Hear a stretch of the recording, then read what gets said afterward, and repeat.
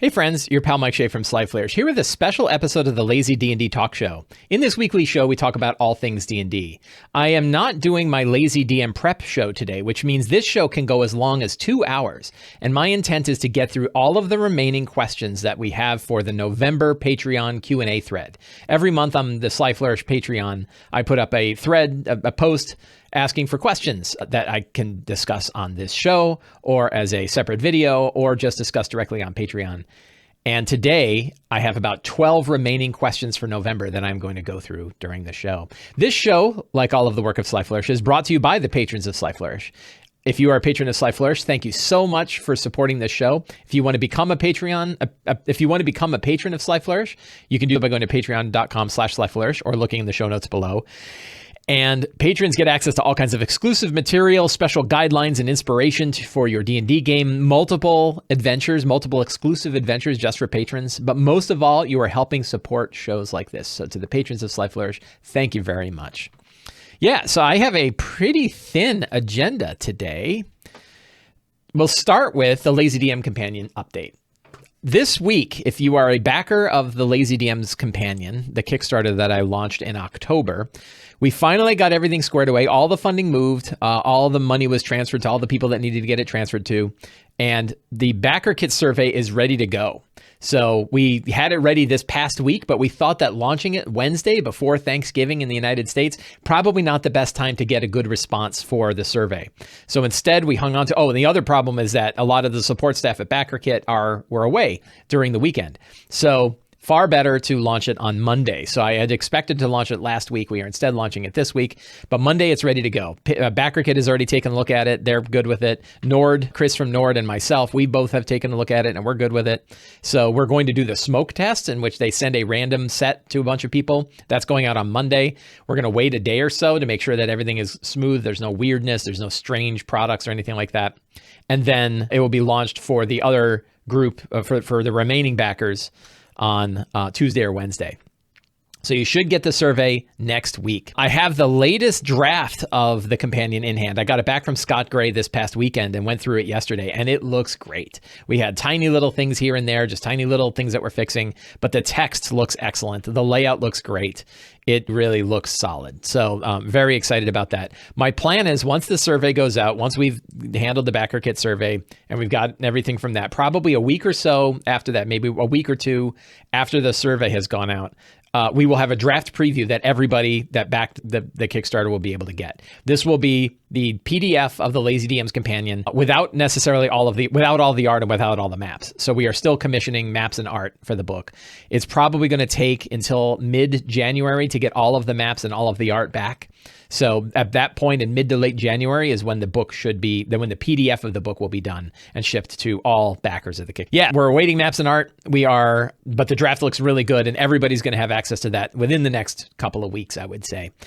And it's a fully usable version of the book. Everything is in it that you would use. The only thing it's missing is our maps and art. So very excited for that. It's looking really solid. I love it. I'm so excited.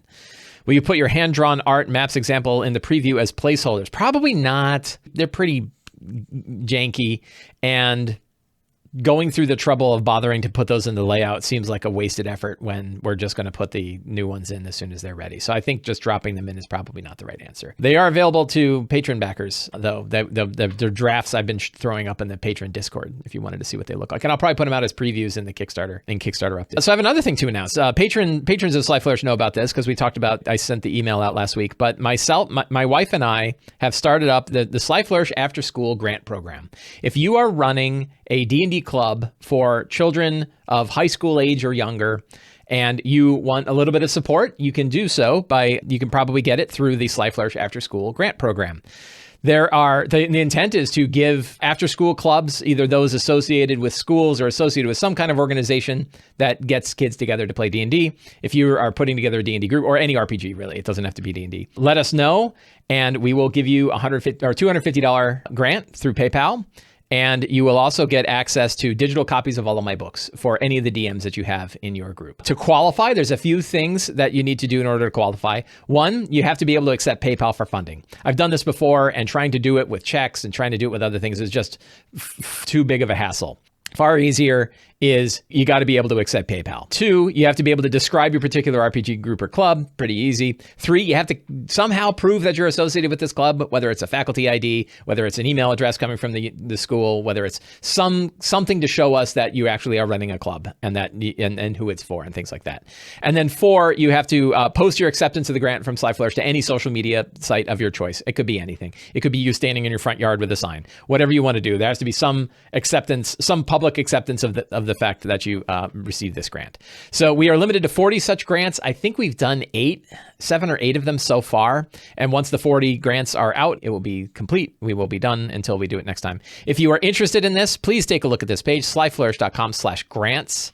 It is in the show notes. If you are running any kind of after-school program and would like some support for your program, you can email grants@slyflourish.com and give the information that we have up here, and we will help you out.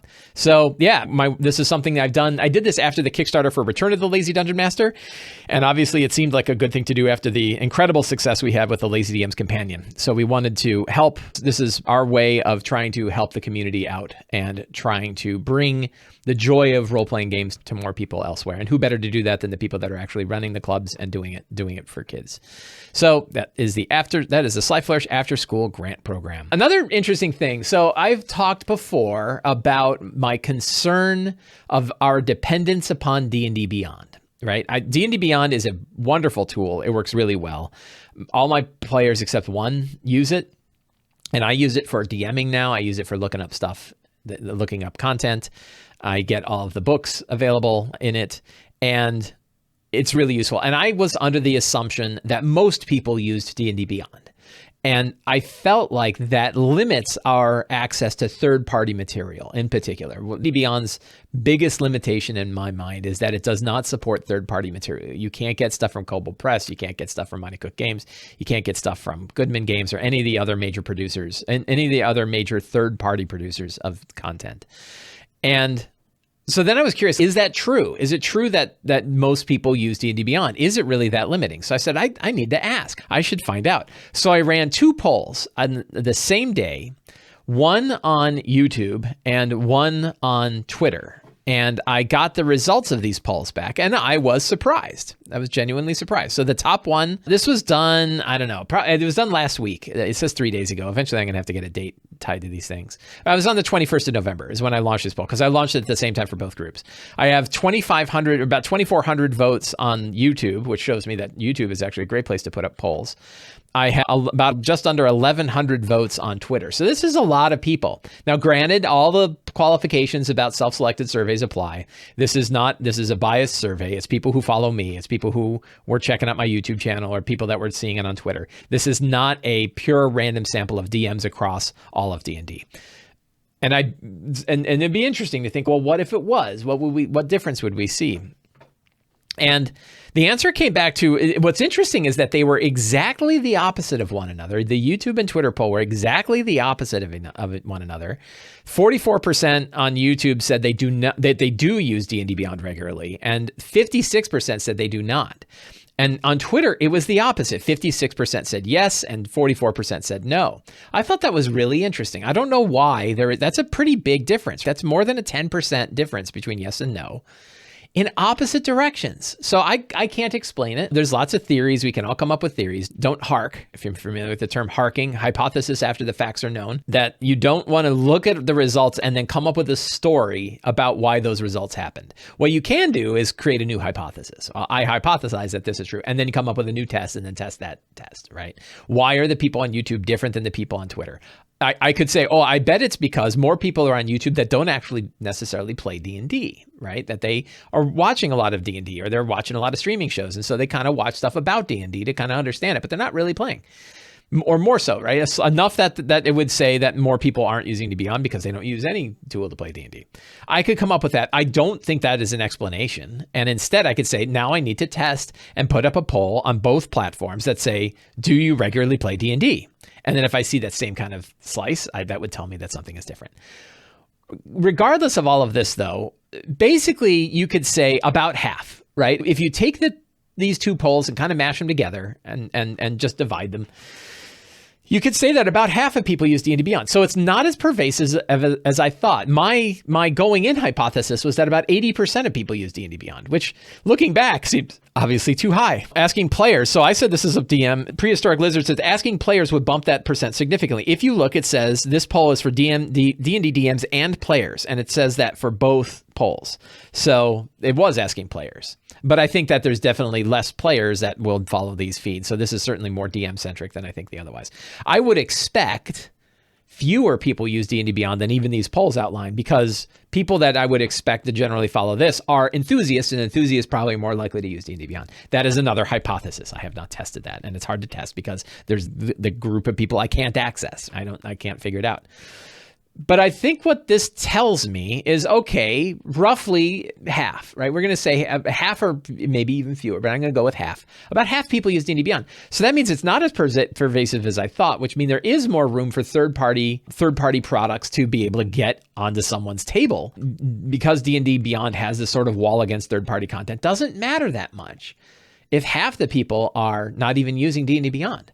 So I thought that was interesting. That actually is I'm happy about these results. I think that's good because I don't want to feel like it is ubiquitous, right? That a single tool, a single digital tool is so ubiquitous for D&D that like if something happens with that tool, if Wizards decide to pull their licenses, if they continue to not support third-party stuff, that's limiting D&D because everybody's so dependent upon this tool. It shows me that people aren't as dependent on the tool. Half the people don't use it, or half the people that I polled don't use it. So I thought that was an interesting result from that poll. I'll post the link to that page in the show notes below if you want to take a look at the specific answers. So that is it. All right. We are 12 minutes in and we are going to start hitting Patreon questions. So every month I post a thread on the Sly Flourish Patreon Discord asking for questions that we want to talk about on this show, or that we want to do, that I would do a separate video on, or questions that I'll answer just directly on Patreon itself. I don't hit every single question that's there, but I hit a lot of them, and a lot of the more in-depth ones I'll capture. And some of them I'll build a topic and I'll do a short video on YouTube, a tip on YouTube. Other times I will just talk about it here on the show, and these are the ones we're going to hit. Tim S. How do you calculate how powerful your group is when trying to create encounters? Do you find their most powerful attacks and do calculations, or is it just guessing based on past encounters? I'm not much of a tactical DM, and I would love to get better at evaluating my player's threat. This is an excellent question, and it comes around when we talk about encounter balance and encounter design in D&D.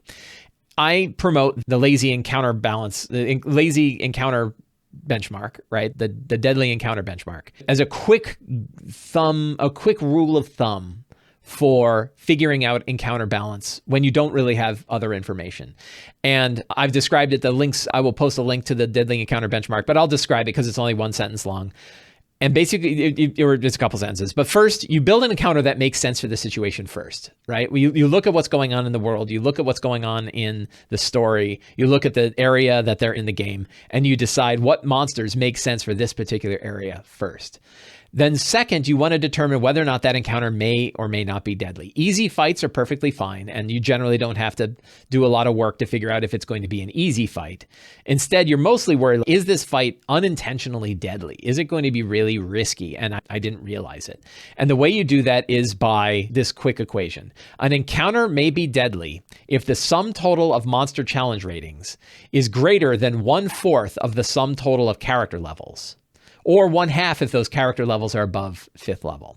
So basically, if you have a group of monsters that you've set, you add up all their challenge ratings and you put that number aside, and then you take all the character levels of all the characters, right? If you have 5 4th level characters, that's 20, and you divide that by 4, in which case 5. If the total of, and it's 5 level 4s, so that you're going to do it by 4th. That means if the total challenge rating of the monsters is greater than 5, is potentially deadly. It might not be deadly, but it's potentially deadly. You're in the red zone, right? Your gauge is in the red. If it's higher level, we'll make it our lives easy and say 5 10th level characters, that's 50, right? You sum up all the character levels is 50. In that case, you divide by 2 because they're above 5th level, and that's 25. If you look at all the monsters you're going to throw at the characters, and if the CR of all the monsters together is greater than 25, the encounter may be deadly. Again, maybe deadly. And at 10th level, they're probably pretty robust. I bet you could go significantly above 25 CRs worth. So you start by picking the monsters that make sense, and then you look at it. So that I always like to talk about that because I think it's a really fast and easy way to generally gauge a combat encounter in 5th edition of D&D. But once you've gotten past that, once your capabilities of your characters, and once you understand what they bring to the table and what they don't bring to the table, now you can tune things a little better. And that's what Tim is talking about in this question. He's saying, when you're trying to look at the encounters, when do you get past challenge rating and level, which are probably the two best indicators? They're not great indicators, but they're probably the two best indicators. If you had to pick one, level is a really good determination of how powerful somebody is. And challenge rating is generally a good determination of how powerful a monster is. More so than other things. You can't just look at hit points, for example. If you're going to pick any one number, those are probably the best, but they're not great. Other numbers, but when you can add other numbers in, like how much damage do the monsters do? How many hit points do they have? How high is their armor class? Do they have any other weird effects? This is when you can start to understand that a monster is more or less dangerous than its challenge rating might equate. So like a Banshee who can scream and drop people to 0 hit points, they are actually more dangerous than their challenge rating might look, especially at higher levels, because their damage scales as characters get more powerful. The more hit points you have, the more hit points a Banshee is taking away. So Banshees actually have their challenge rating is misleading. Others like Shadows, same thing. Shadows are CR 1/2, but they drain strength. So they can be very dangerous. The same is true with characters. When you look at your characters, you want to see what they're like. If you're trying to figure it out, throw some ogres at them. Watch them handle a group of ogres if they're higher levels. If they're above 5th level, 3 or 4 ogres, right? Let's say you have 4 7th level characters, and you want to generally gauge, okay, they just hit level 7. I want to see what they're like. And one thing you can do, and depending, of course, it makes more sense if it makes sense in the story, but let's just for sake say, hey, ogres. So 4 7th level characters, that's 28, right? 7, 14, 20, 7, 14, 21, 28. 28 divided by 2 is 14. So you can actually throw a bunch of ogres at your character. You have a 14, that's 7 ogres. I'm probably not going to throw 7, but you could go with 5, right? Throw 5 ogres at your characters and see what they do. Ogres are great because they just do damage and take damage. They have very low AC, pretty decent hit points for how big they are. They do a lot of damage, 13 damage with +6 to hit. So they can actually kind of hit. So you can throw a bunch of ogres and see what they do. Do the characters banish 2 of them? Do they throw hypnotic pattern on them? And like 4 of the 5 ogres are completely incapacitated? What are the things that the characters do to handle these ogres? Do they just pour out damage and wipe them out super quickly with high damage spells? This gives you an idea of what the characters are capable of. And then you have an understanding of, okay, yeah, sure, my characters are 4 7th level characters, but they cast Banish a lot. And when you cast Banish, that's a lot of monster taken off the table very quickly. So maybe you treat them like they're a level higher, or maybe there's 2 ways to scale it and scale that encounter ability thing. One is treat them like they're higher level than they are. 2 is treat them like there's more characters than they are. If they have NPCs or their action economy is particularly good, you can treat them like they have more characters. That scales much heavier than increasing level. So that's a good way to test things out. And the idea of guessing based on past encounters is a good one, right? We can think about this as like a Bayesian approach towards encounter building. What's the base rate? Right? And our base rate is the lazy encounter benchmark. And then how do we tweak that encounter benchmark based on the actual results we're seeing during the game? What happens? 7th level is a big jump, right? That jump from 6th to 7th level is almost as big as the jump from 4th to 5th level, because you get a lot of crowd control spells like Banish that just get rid of things. Polymorph and changes a lot. A lot of things change when you hit that level. So you don't have to be a tactical DM. It's mostly just taking note of what they do and being okay with them stomping on encounters. And you can just keep turning that dial, right? Turn the encounter dial up. If you really want hard fights, maybe you treat them like they're a level higher. If you want it really hard, maybe you treat them like they have one more character than they actually do. And then you're building off of that. And what you're going to find is that the deadly benchmark, your green to red threshold, goes up. So yeah, I think I would not spend a lot of time doing a lot of math. The more detailed into the math you get, the tighter you're hanging on, and you should probably loosen up. Instead, get a general idea for how people are. Tim, I hope that answers your question. Jens L. I'm a big fan of the Eberron campaign setting and have been running a few grand adventure style campaigns. However, I also really like film noir, excellent, and I would like to explore the noir aspect of Eberron. The whole private eye gets tied up in a huge conspiracy and Sharn kind of game. My problem with this is that I feel like D&D 5e wheels are not really suitable for that. As soon as the characters hit tier 2, they essentially become superhero equivalents in the context of a typical noir plot. Do you have any experience with running low-powered D&D campaigns without just halting level progression altogether? I was thinking of using the Genesis RPG system developed by Fantasy Flight Games, now restructured into Edge, I believe, for a game like that. I had the feeling that this might work really well with your secrets and clues process. Because every dice roll has unforeseen consequences, coming up with on the spot with fitting interpretation of the results can be challenging. But if the results can be pulled from a list of secrets and clues, things would be much easier. Do you have any experience with Genesis system, and do you have thoughts on how this would work with the Lazy DM Prep? I do not. So I was going to do homework and take a look at the Genesis system, but I haven't been able to. So I actually don't know what the Genesis system or the Edge system is. So I can't answer that part of it. I will. It's probably something I will take a look. I think you can still run a Noir-Style game in D&D 5th edition. I'm a fan of 5th edition, obviously. So I'm not going to talk too much about running Eberron. I think you should give it a shot, right? Try using other systems or try stealing ideas from other systems and bringing them in. I'm going to push back a little bit on the idea that you can't really do like a Noir-style plot line with when they hit tier 2. I think you can. I feel like my Eberron campaign had and hung on well to that Noir-style thing. It was very, I had taken a lot from like Hitchcock. I had taken a lot of ideas from a lot of movies that I really wanted to embrace the Maltese Falcon / Raiders of the Lost Ark aspect that I think Eberron really shines in. And just because characters have access to like really high level spells and powers and stuff like that, as soon as they get access to invisibility or speak with dead, you think all the plots are broad. Zone of truth. That breaks all the ideas. And I don't think that's true. It just changes things. And you got to remember that as the characters have access to all this power, so do their enemies, and so does everyone else.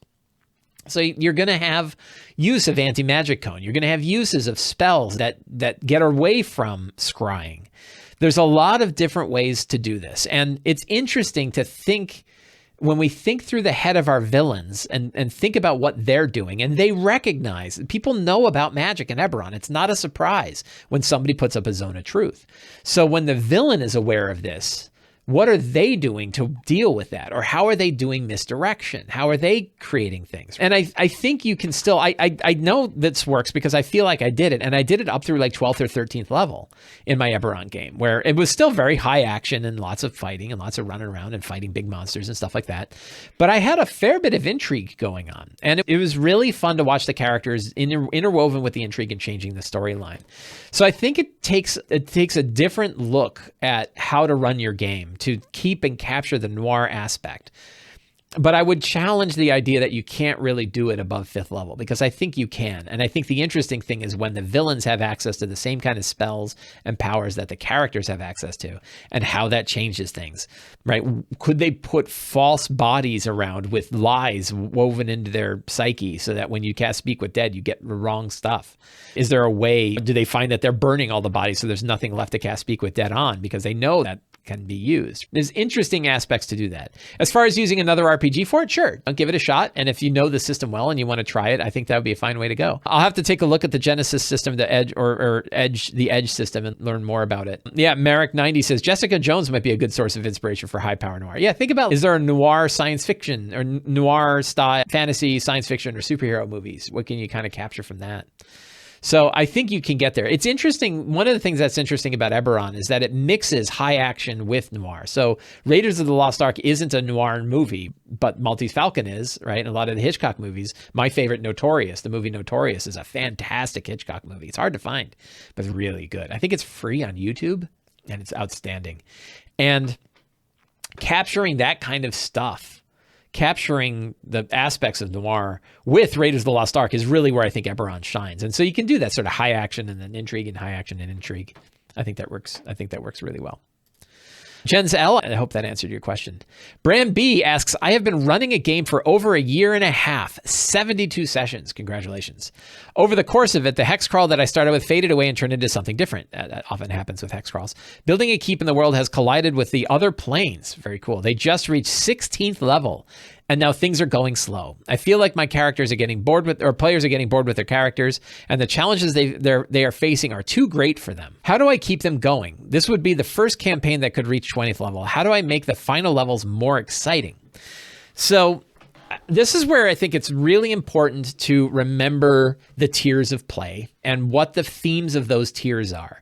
Tier 1, 1st to 4th level.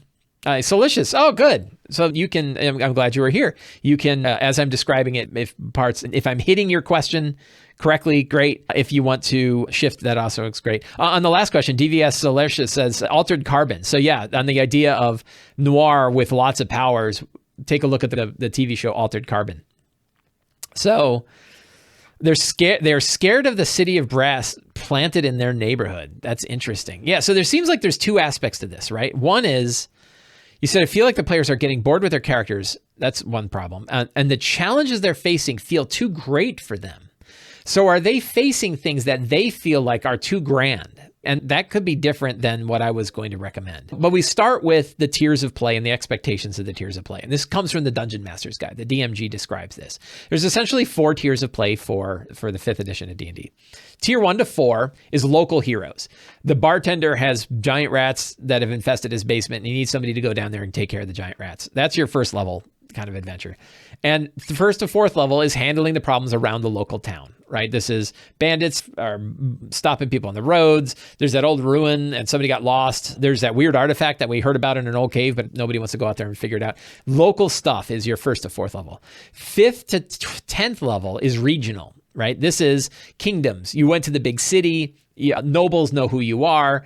There's kind of bigger political things going on. There's armies that are dealing with. There's bigger threats that are generally threats to the region. The hobgoblin prince has come back and is now infused himself with demonic magic and is leading a army of demonic infused hobgoblins against a local town. That's kind of your tier 2 kind of situation.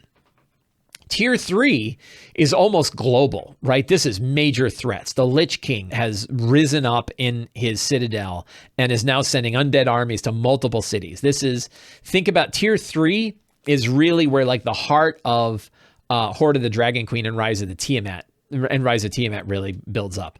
The Dragon Queen is coming to the region. The Cult of the Dragon has taken over multiple places. They've infiltrated politics. They have multiple great worm dragons that have now come out of their caves and are supporting the Dragon Queen in her rise.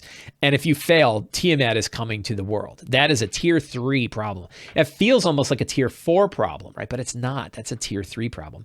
Tier 4 is typically big Polanier things going on. The Lich Queen is sending an armada of Githyanki warships and dragons to multiple worlds to destroy them because of the Mind Flayer influence. Meanwhile, the Mind Flayers have come out of the shadows and are slowly taking over world after world. Big problems. Oftentimes, the gods are involved, right? Orcus, the Prince of Undeath, has figured out how to take a shard of power and become the true god of death, taking over the role of the god of death.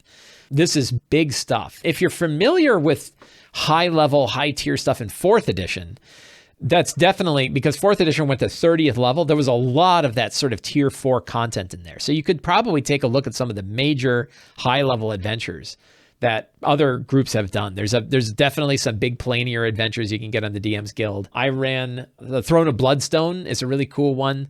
Queen of the Demon Web Pits. These probably aren't adventures you could just pick up and run, but they can help to give you an idea about the kind of adventures that you can run. Now, if they are, and Salicious Bram, if you want to help clarify, if your players don't seem to be grabbing onto those hooks, because they're interested in like that giant plane hopping stuff is not really for them. There's a couple things you can do. One is you can kind of ignore that leap into tier 4 and just keep the tier 3 threats going and make them bigger and bigger, i.e. something really bad is happening in the world. Tarrasques are getting free. Take a look at like James Intercasso's invasion of the planet of Tarrasques, right? That is a good way for tier 4 content to show up in your city, in your local city. You can do that, but if they're not grabbing onto the tier 4 hooks, so one answer is you could say, is it time to retire? Is it time to...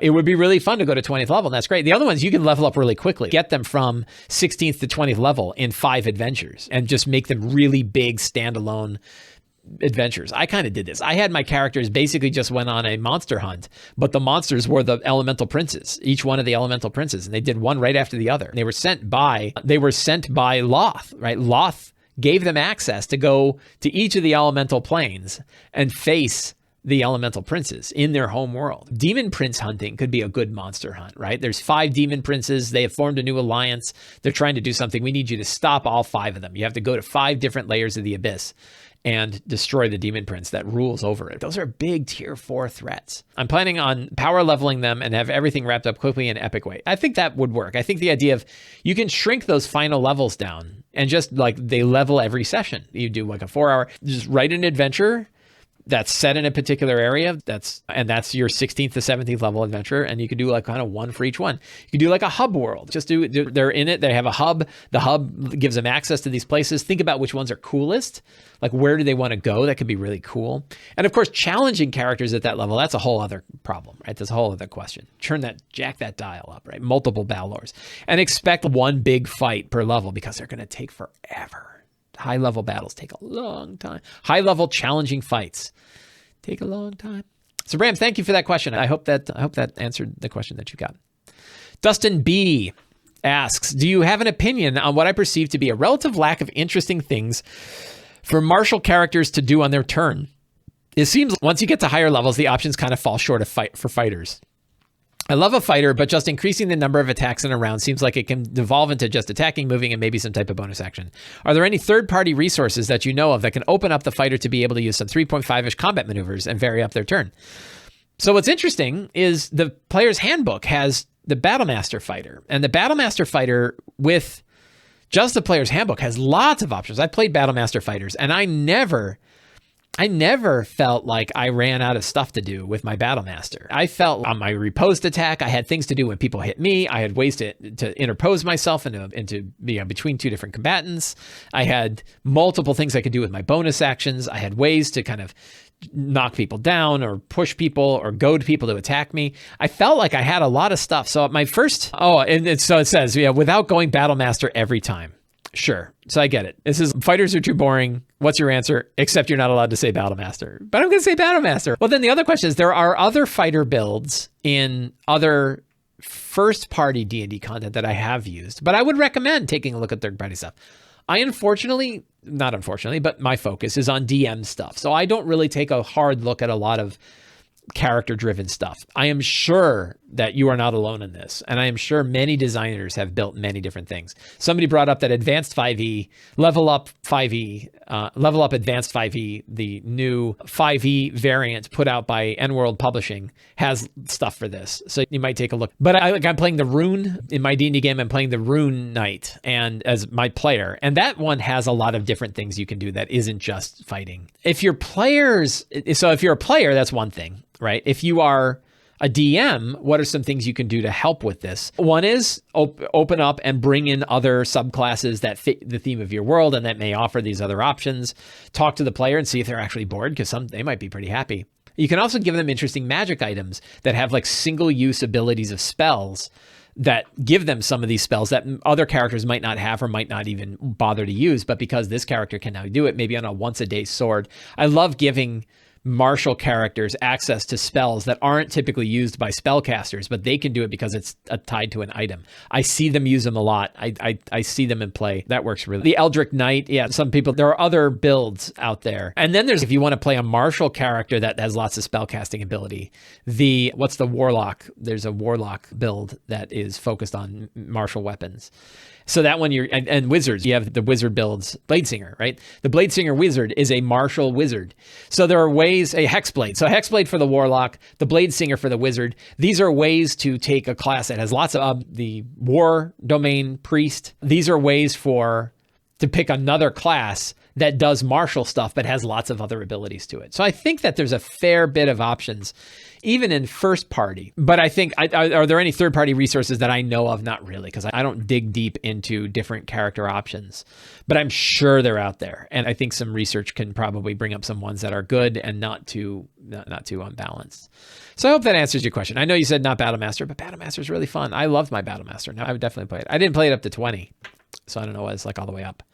But it was fun. Joe M says, I have found that my players tend to hoard one-use magic items like non-healing potions and relics just in case. Or they acquire so many that they get tossed in a bag of holding and never thought of again. Do you have any advice for incentivizing the party to actually use them?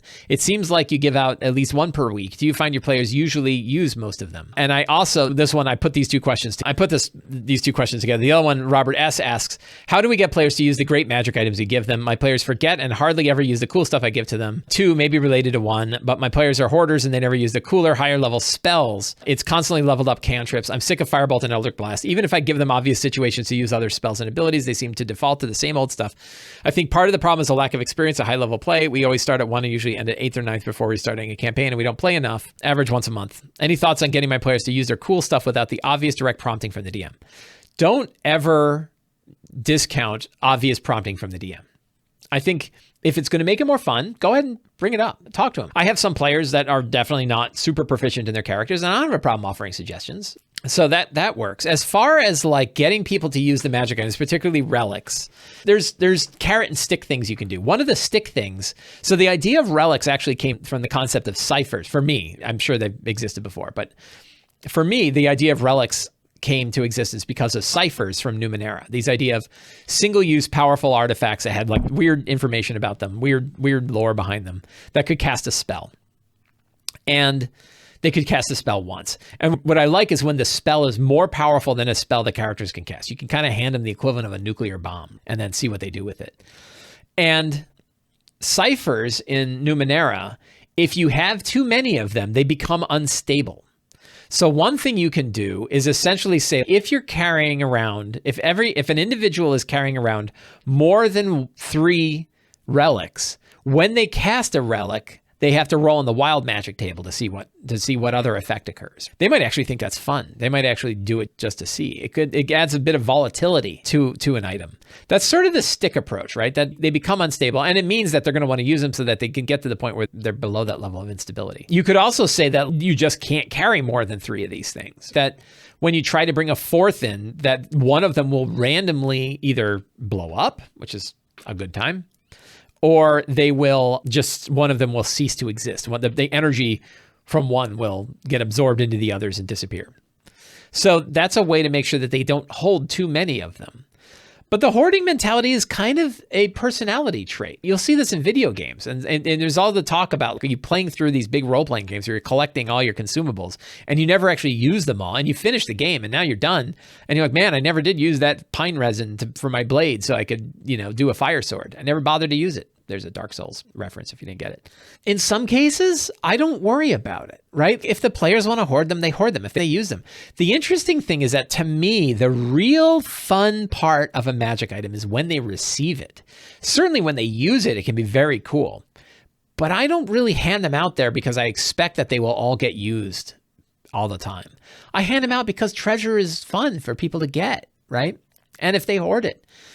And I think that's okay. If they get an item and they're excited and then it disappears and they forgot to put it on a character sheet and it's never shown again, that the excitement of them getting it was still a good part, right? Now, it's great when they pull it out. And I've seen them where like they're in a crazy battle with a certain situation and they pull out that one use, that one item that is perfect for this time and they use it. That feels really great.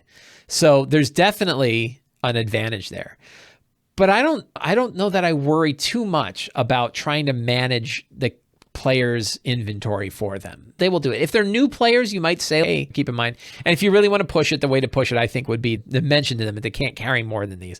But that means you're going to have to keep track of them too, because they're going to forget. And they're just going to throw it in the bag. And then you go, oh, you have 5? Yeah, 2 of them are dead now. And then it's my favorite one. So that's definitely a carrot and stick kind of approach. As far as not using their powerful spells, Joe M, I hope that answers your question. And Robert S, you had a kind of a part 2, which is using your more powerful spells. I think talking to them, asking them what spells that they've learned, and then describing, maybe they don't understand how those spells work. But it's a little bit of the hoarding mentality here too. It's kind of surprising. I typically don't find this problem. I certainly see it with warlocks where they'll throw Eldritch Blast if they don't have to. But I think that idea of setting up situations that really exemplify the use of abilities that they've got isn't so bad. And letting them roll checks that their character, this is one where the character knowledge is better than the player knowledge. Don't punish the player. Don't punish the character because the player's not thinking of something. Your character knows you have Banish. I'm going to pick on Banish today.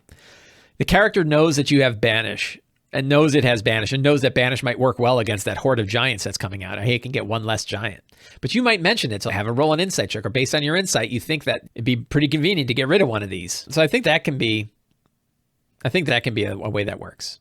But yeah, never discount the DM Never discount direct prompting from a DM. I don't think that's a problem. I stepping out of character, stepping out of the world and bringing things up that'll make the game more fun. We should feel free to do that, I think. Robert, I hope that answers your question.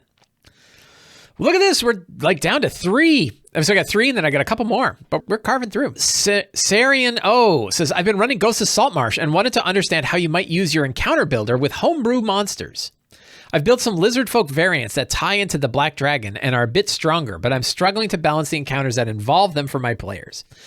Once you've started customizing monsters for your players, I think at that point you can kind of let go of challenge rating. We just talked a lot about challenge rating and that idea that of the Bayesian approach towards challenge rating. Start off with a base rate, and then based on specific circumstances of understanding the characters and understanding the monsters, you'll have a better feeling for a challenge. And I think that is the case here. An easy way is to, and this is how the pros do it, right? When the pros are building monsters, they often take a look at how does this monster compare to other existing monsters? And I would do it with monster manual monsters, right? So you go to the monster manual and take a look. And an easy approach is start with like your goblin, your orc, your ogre, your hill giant, your frost giant, fire giant, storm giant. Look, the giants, that approach, look at those guys and say, how does it stack up with those? And that gives you a general idea of the challenge rating of them. Do they hit as hard as a hill giant does? Or are they hitting as hard as like an ogre does? And use that idea to get a general idea of how powerful your monster is if you want to try to apply a challenge rating.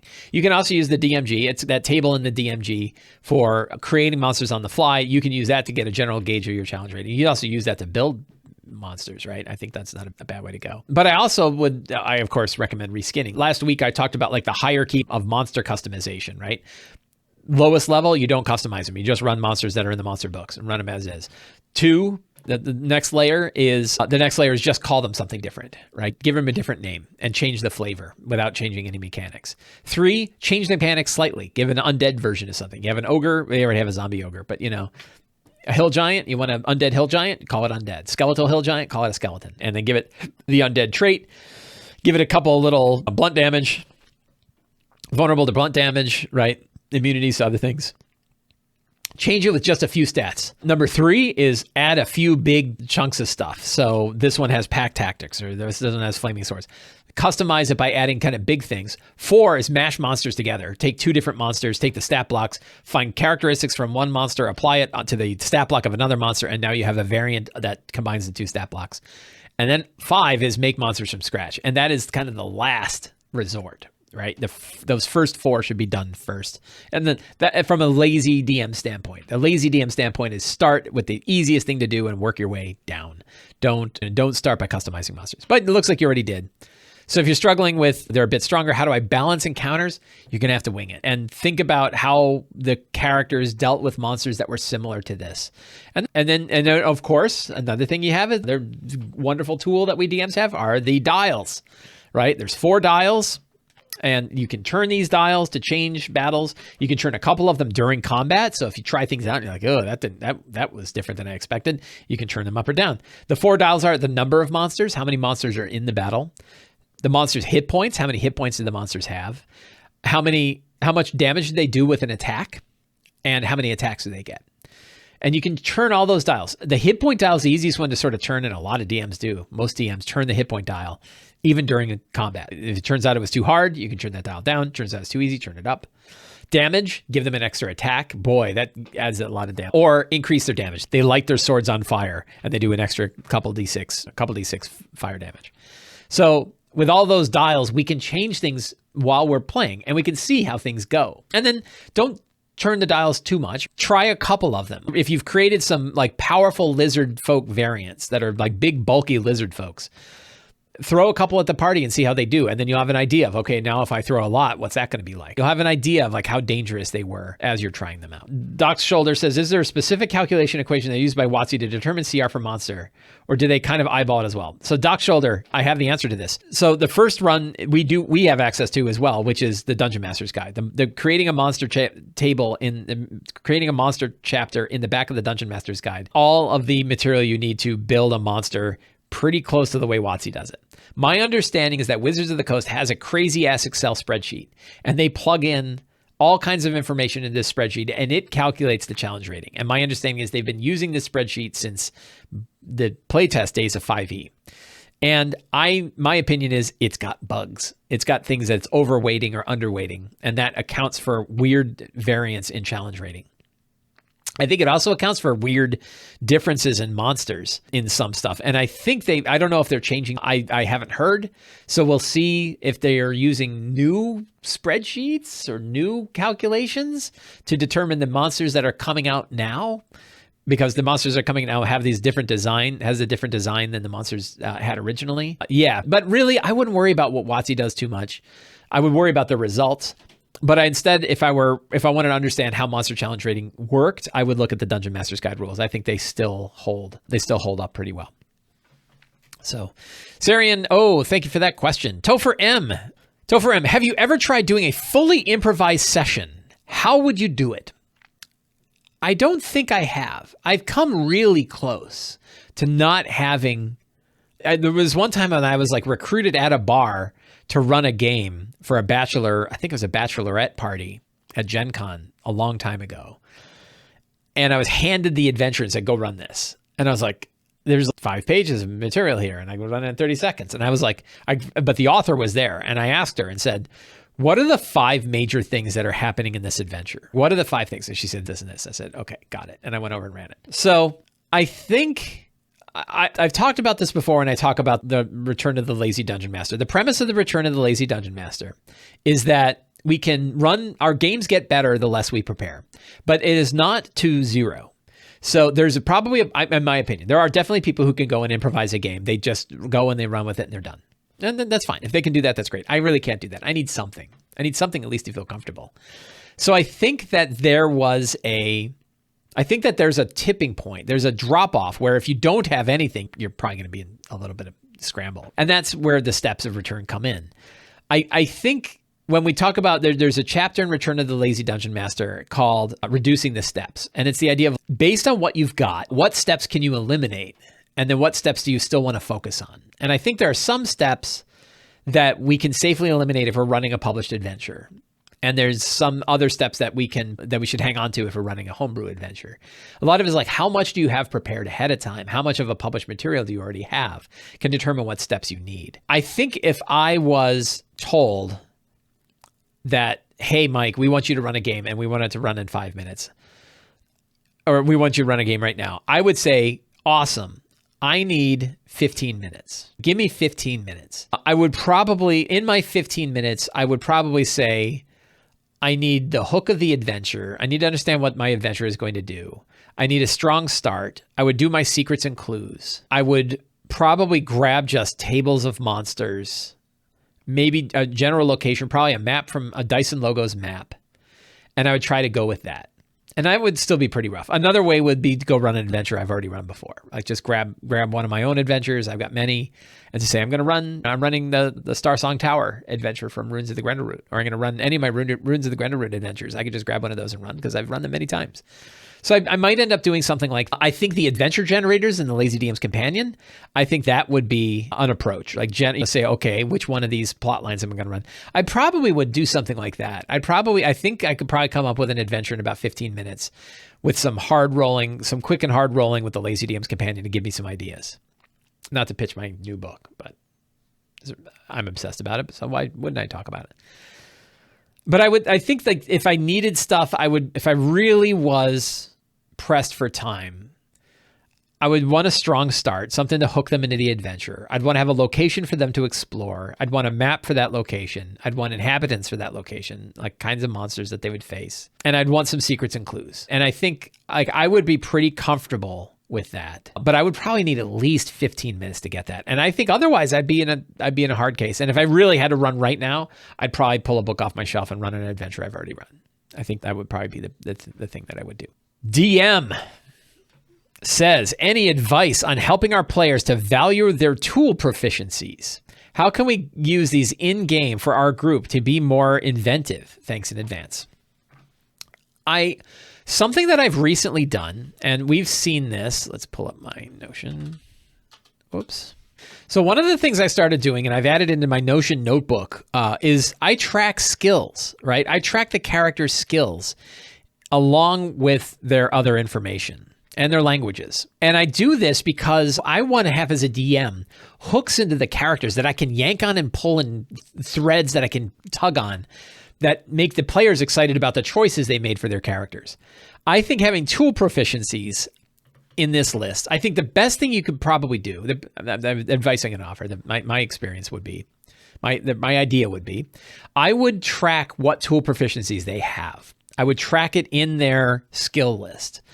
And that way you have something you can tug on. And during your step 1 of the 8 steps, when you're reviewing the characters, you can look and say, this person's trained in blacksmithing and they're in a town. Is there a way that I could tie their training in blacksmithing into this adventure? Is there something we could do? And I think that there's interesting ways to do it. But in order to do that, we have to keep track of it. And I think a way to keep track of it is to put their information inside this table, or however you track your character information, right? Put their information inside your tracker along with that, so that you can track what skills and what tool proficiencies the characters have.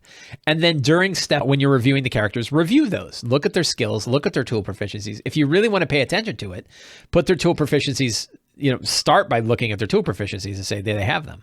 Because I think it's not out of hand. It's not uncommon to forget about it. Even the players forget about it. But that's something you can do, is keep track of their skills, keep track of their proficiencies.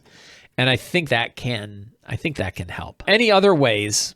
Think about what factions. So we have a player in my Wednesday game who took blacksmithing as a tool proficiency.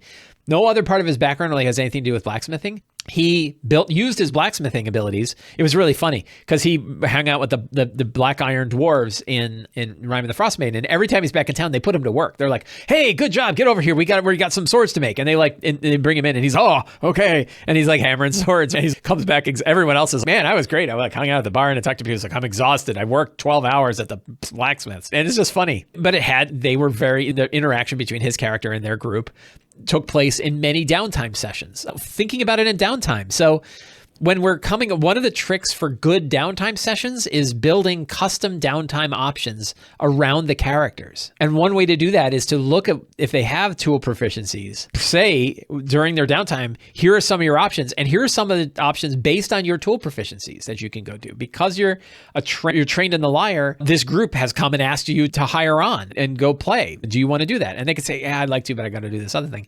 So they tie it into downtime activities. And I think that could be a good way. So this is a good question. It's kind of specific because it's about tool proficiencies, but it's a good one in general to talk about how we can tug on skills and backgrounds and other things during downtime sessions or during other sessions. And it really shows the importance of tracking lots of stuff about the characters so that we're keeping it in mind. And doing it as part of step 1. This is all step 1 of Return, which is focus on the characters first, right? Start with the characters, think about what they got, think about their backgrounds, think about what's going on, and use that to build out the rest of the adventure when you're planning your adventure. So really great question. Joseph C. asks, when the characters and their history and ties are in the thick of the plot, how do you avoid giving them plot armor? My players are adverse to resurrection magic, but the current adventures are all driven by their desires. When a character is so closely tied to a plot, how do I best handle this without giving them plot armor or just hoping that the party will continue on the adventure of the story? So when we talk about plot armor, are we talking about them getting killed? I get a little confused in this question in the idea of, are they protected from something?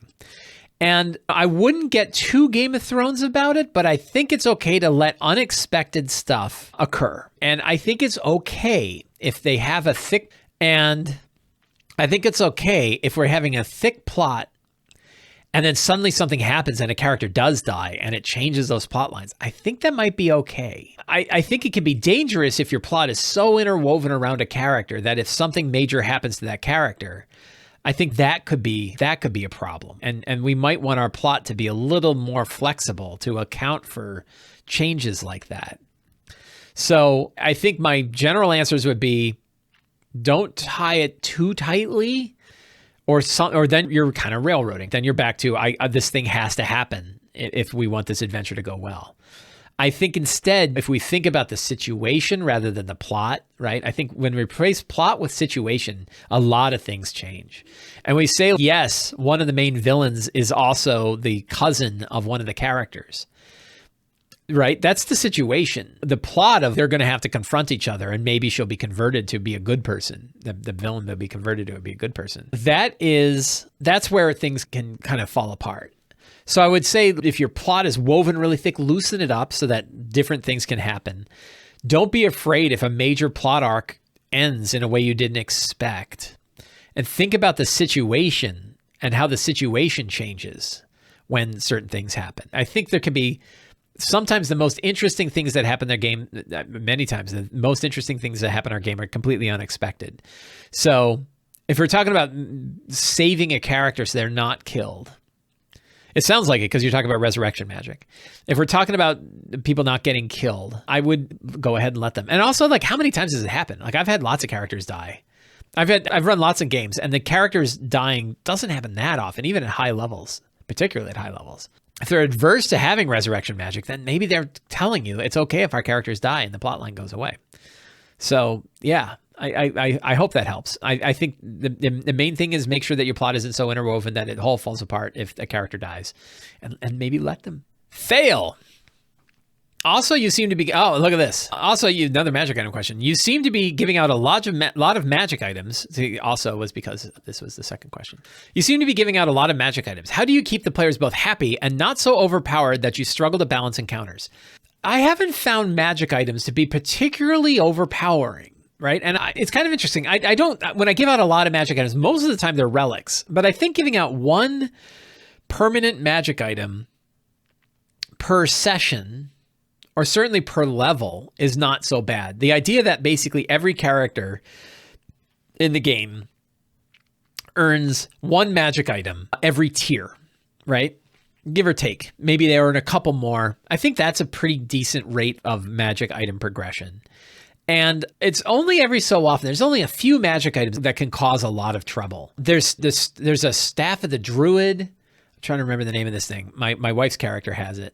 And it's got a lot of really powerful stuff. And she got it pretty early on. Staff of the Woodlands?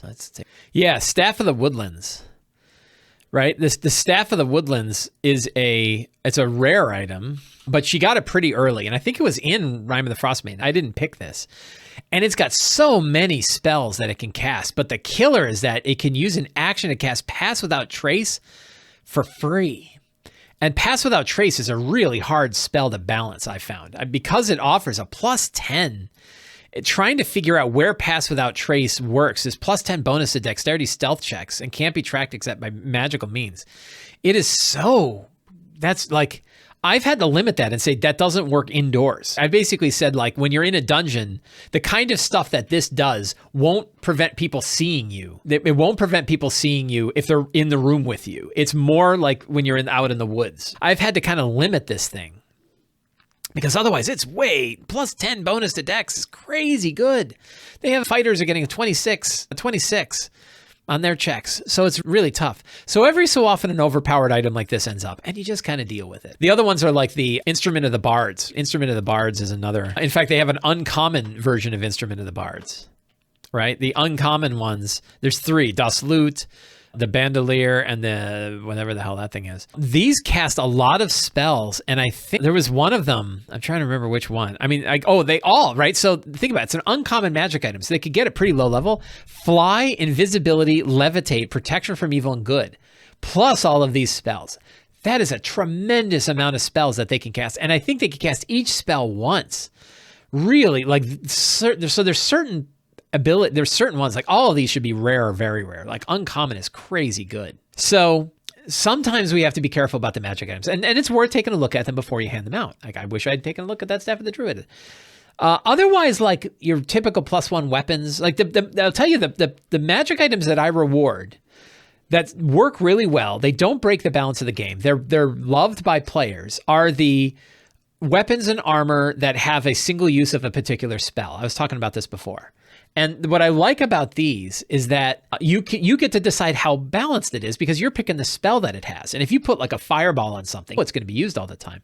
But if you put something like a relatively Misty Step, a special +1 dagger that casts Misty Step once per day, casting Misty Step once isn't going to break a game. They can only do it one per day as an example. And Misty Step isn't so crazy powerful. But giving it to your rogue, they're going to feel really good. It doesn't completely overpower them, but it's good. But I do recommend, I don't think we have to be too stingy with magic items. There was this idea that 5e is a low magic setting and we shouldn't give them out a lot. I think you can give out more than we think, with some exceptions, that there's particular items that really are power. Like those two abilities, the Staff of the Woodlands and the Instrument of the Bards, those to me are like Staff of Power level items. They are really good. And I would be wary about giving those out until they get to like tier 2 and stuff like that. I hope that answers your question. Hey, my pal Rex from Hungary is here. Hi, Rex. Welcome.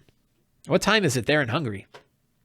Good to see you. Yeah, pass it out, Trace. We talk about that. I'm just reading the chat here. Yeah, so somebody brings up like putting True Strike on a weapon. If you had like a Sword of Accuracy, a really powerful sword, and it could cast the spell True Strike once.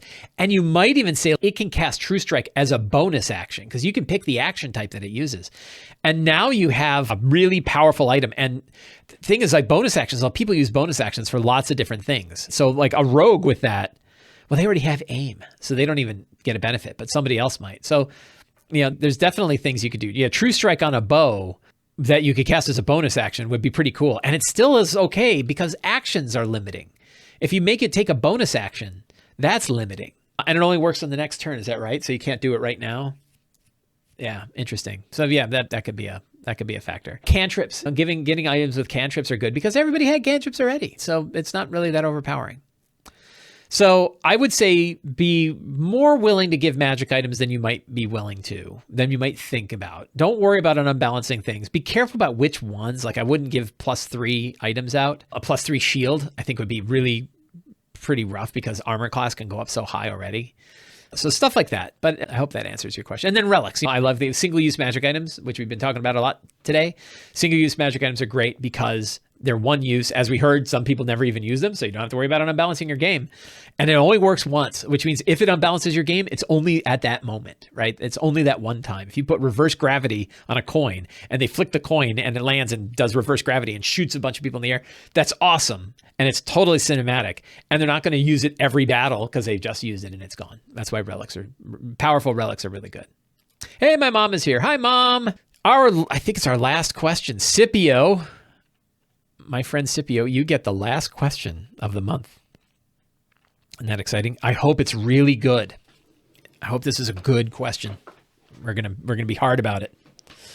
In your rhyme game, you've given several PCs evolving situations like the Illithid Symbiote, which is a nice source of PC-based secrets and clues that doesn't depend on tapping or retconning the backstory. Any suggestions for do's and don'ts? Well, so I cheated with the Frost Maiden because it has those, Rime of the Frost Maiden specifically has those character, I forget what they call them. Yeah, no pressure. What are they called? They call them character secrets. Okay. And so they have a list of these character secrets that you roll on and each character gets them. I'll give you one tip that I use when I drop these character secrets in. I made sure that the players didn't know what secrets were available so that they wouldn't think what somebody else got. That I had them roll and then I offered it to them one-on-one and said, do you want this secret? And if you don't want it, you can throw it back. So I'll give 2 tips, both which worked well with Rime of the Frost Maiden. Tip 1 is if you come up with a list of potential secrets like this that you're going to apply to a character, make sure they don't know the whole list so they can't think about what other ones were on there and then wonder whether or not one of the other characters has it. And then 2, give them the option of changing it or changing the flavor of it. I had one player who picked one and it really didn't work out and we had to deal with that.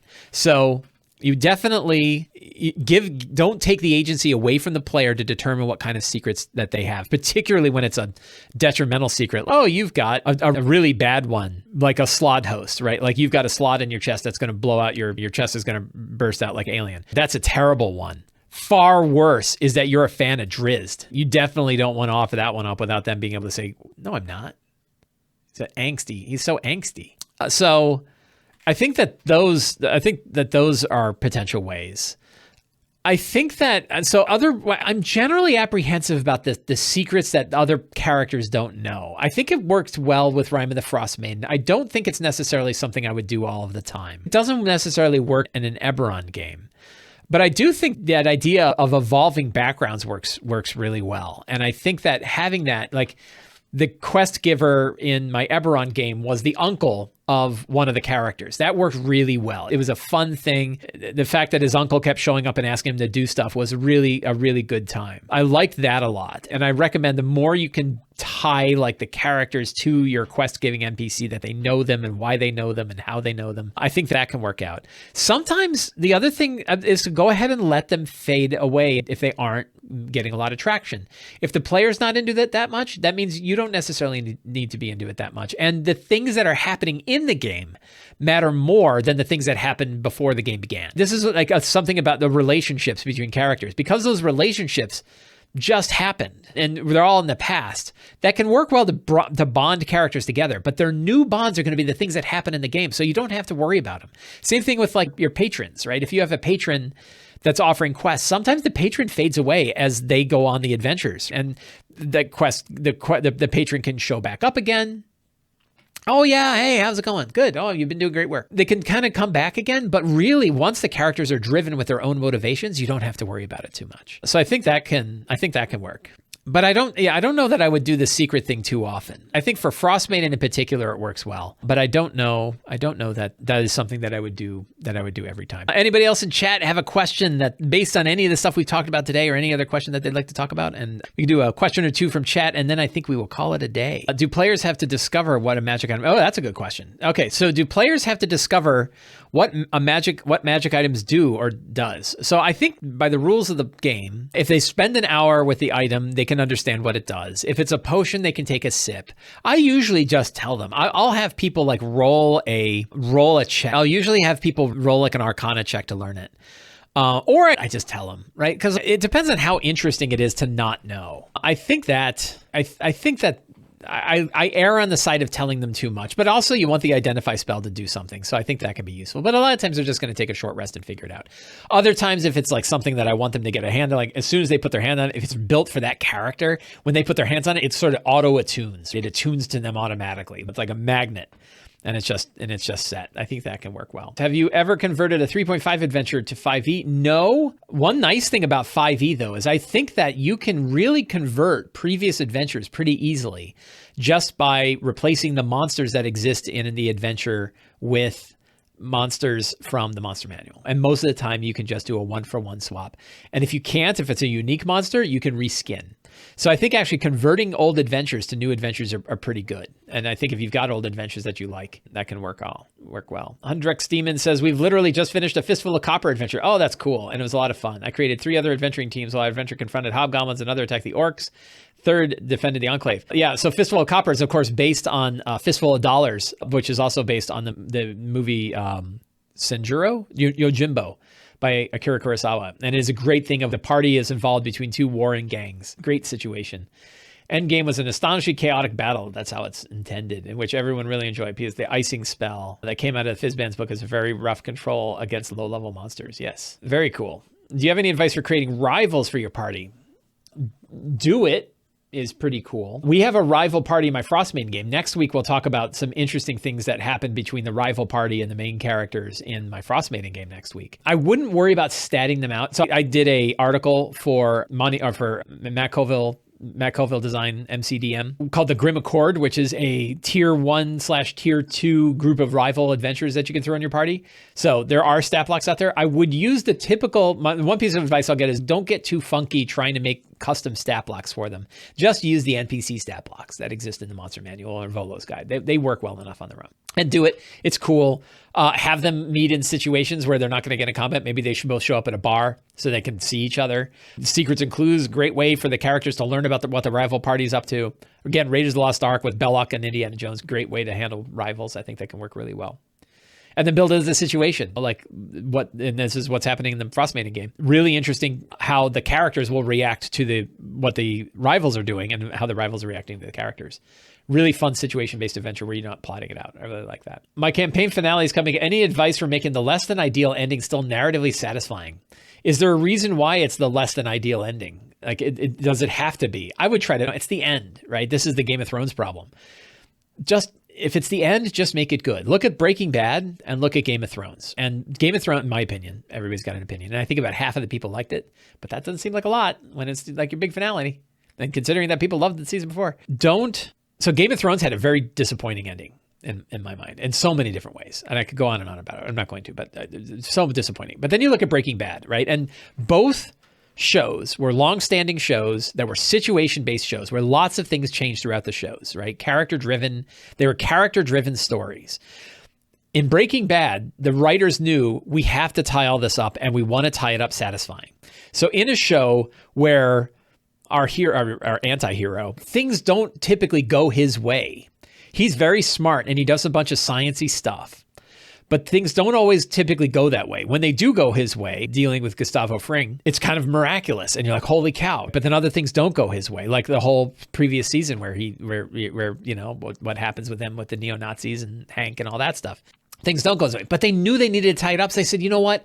We're not going to have any major surprises at the end here. We're not going to have a dramatic shift. Instead, it's going to be Walt tying up his loose ends. And that's what they did. And then you look at Game of Thrones and say, no, we're going to do another one of big twists in the plot line. And you're like, why? Like another big twist now? You got one episode left.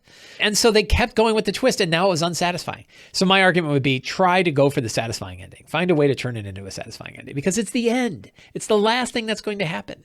And I love the 1 year later approach. Like 1 year later, what happens with your characters? In the no prep department, if you have to do a game last minute with no prep, what questions would you ask players to build one from scratch? I don't think I'd probably do that. I know that there's a bunch of like world building exercises you could do with characters. I certainly support it. I don't think it's really my style. I would just run an adventure. I don't think I would do well trying to build it. I think I've done stuff like that before, and I felt behind the whole game. How do you keep players engaged in session after PC death? That's a good question. Find a way to bring him back. Give him an NPC. Give them a stat block for an NPC of somebody they meet. Let them control the animal companion of another character. Definitely have something for them to do. What kind of ambience does your Rime of the Frostmaiden game have? I don't know. I haven't really thought about background ambience. I always try to bring on the Endless Night and the fact that it's always dark and cold. But I don't think I'm particularly great on constantly getting the theme. Any suggestions for good books, movies, games for adventure creation? Yes, I do. And you can get them 3 different ways. Return of the Lazy Dungeon Master has a whole bunch of books, games, movies, and TV shows that I recommend. There is now a page in the Lazy DM's Companion that is also going to have the same thing, and patrons have access to that same list. Patrons of Sly Flourish have access to 2 PDFs, Sly Flourish's Uncovered Secrets Volume 1 and Sly Flourish's Uncovered Secrets Volume 2. Volume 1 is all of the original material that is now getting rebuilt for the Lazy DM's Companion. So if you want to see all the stuff that's in the Lazy DM's Companion, it's all available in Sly Flourish's Uncovered Secrets Volume 1, available to all patrons. Volume 2 is everything that is similar to this that is not going to be in the Companion. And that's a book that's going to evolve month to month. In this, I think is it the last page? It is. The last page is inspirational material. Some of this stuff, let's see. It augments the list that's found in chapter 25 in the appendix of Return of the Lazy Dungeon Master. So I don't think this is everything. Lots of movies. So I recommend some other tabletop RPGs to play. 13th Age, Blades in the Dark, Fate Condensed, Ironsworn, Lady Blackbird, Mjorkberg, Numenera, Old School Essentials, Shadow of the Demon Lord, 1,000-Year-Old Vampire. Books and comments: Berserk, The Collapsing Empire, East of West, First 15 Lives of Harry, August, excellent book. Gideon the Ninth, NPCs, Red Shirts, The 3-Body Problem, and We Are Legion, We Are Bob. Those augment, because there's other books that are listed in Return of the Lazy Dungeon Master as well. TV shows: Babylon 5, Cadfile, Castlevania, Dark, The Expanse, Love, Death, and Robots, Mandalorian, Mr. Robot, Stranger Things, Kingdom, and The All Excellent. And then lots of movies. I'm not going to go through every one of these movies, but there's lots and lots of good movies. Alien, I'll just pick a few. Aliens, Blade Runner, Color Out of Space, Doctor Strange, Gangs of New York, Hellraiser 2, my favorite Hellraiser movie, John Wick, The Keep, Mandy, Prince of Darkness, The Ritual. Ritual is really fun. Snowpiercer, Tinker Tailor Soldier Spy, lots of different stuff. So yes, lots. Does Grendleroot have good suitability for a small party size? I think so. I think you could run that. And I think it would be good. The key with running with a small party is reduce the number of monsters that they face. Always reduce the number of monsters they face. I don't think there's any legendary creatures in there. And then if they're facing like really big monsters, dial the hit points down so that they become a little bit more, a little bit better. Yes. I think we are going to call it a day. So I want to thank everybody for hanging out with me on Twitch today for this special extended episode of the Lazy DM's Companion. Always a great pleasure to talk to you guys. I want to thank you for watching on YouTube and listening on the podcast. If you want to help me out, you can subscribe to the Sly Flourish newsletter. You can support me directly on Patreon. You can you can subscribe to the videos on YouTube, or you can pick up any of my books. So thank you all very much. We got through all the questions today. I'm very excited. Next month, we start with a whole new set of brand new questions. So that will be awesome.